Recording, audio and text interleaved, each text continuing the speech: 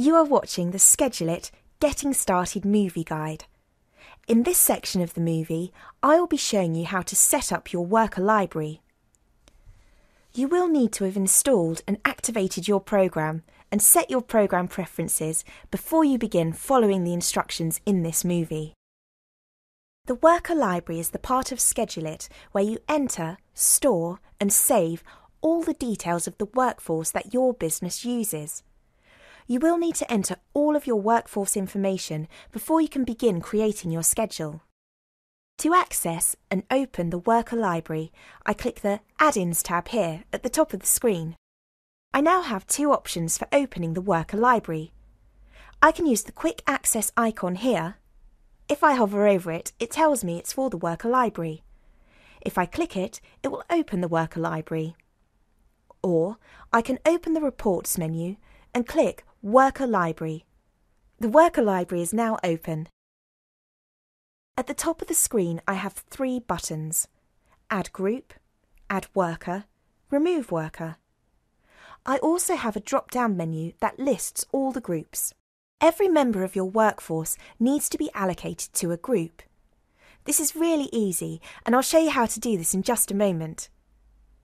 If I scroll down the sheet, you can see that the workers I have added to my worker library are listed under the group that I allocated them to. The programme comes pre-loaded with the most common groups, so a bricklayer, labourers, carpenters, and so on. The groups that you can see are the ones that came pre-loaded with the programme. You can easily add your own groups by clicking Add Group. Entering the name of the group, I will enter Floor Tilers. Click Create Group, and it is added to the drop-down list and the worker library.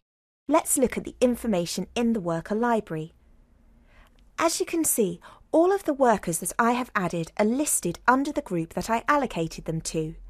I can see their name, address, postcode, contact number, and if they are a subcontractor. I'm also able to allocate a set colour to each group. This means that when I add a worker to my schedule, they will be highlighted in the set colour of their group. To adjust the set colour, click Set Colour. This will open a form. You can click on the basic colours provided like this. This will put the colour into the box here.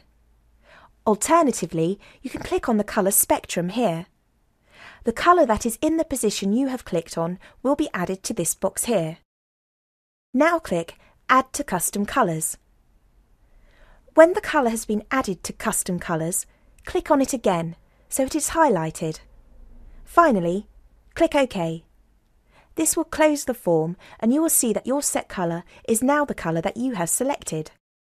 OK, so we now know how to open the worker library, we've looked at the layout, we know how to add a group and set the colour for that group. I will now show you how to add a worker. I have entered most of the details for my employees and subbies already. I do still have a couple more workers to add, so I'll show you how it's done. The time it takes to add your workers will of course depend on how many employees and subcontractors you have. But once the information is entered, it is saved. You will then only need to access the worker library if you take on a new workforce member, if you need to edit the contact information for an existing worker, or if you want to remove a worker from the library.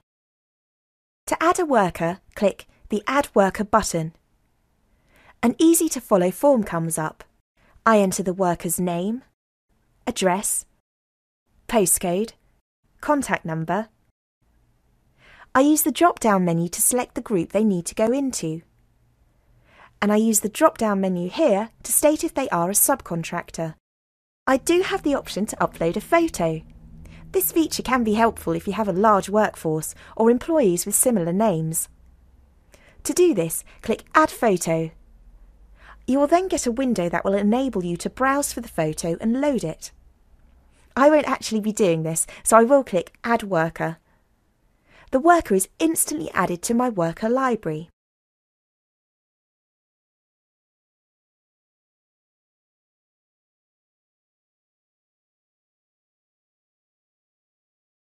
If you need to remove a worker, click the Remove Worker button. Click their name, then click Remove Worker.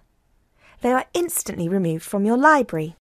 You should now know how to access your worker library, how to add a group to your library, how to set the colour for that group, plus how to add and remove a worker.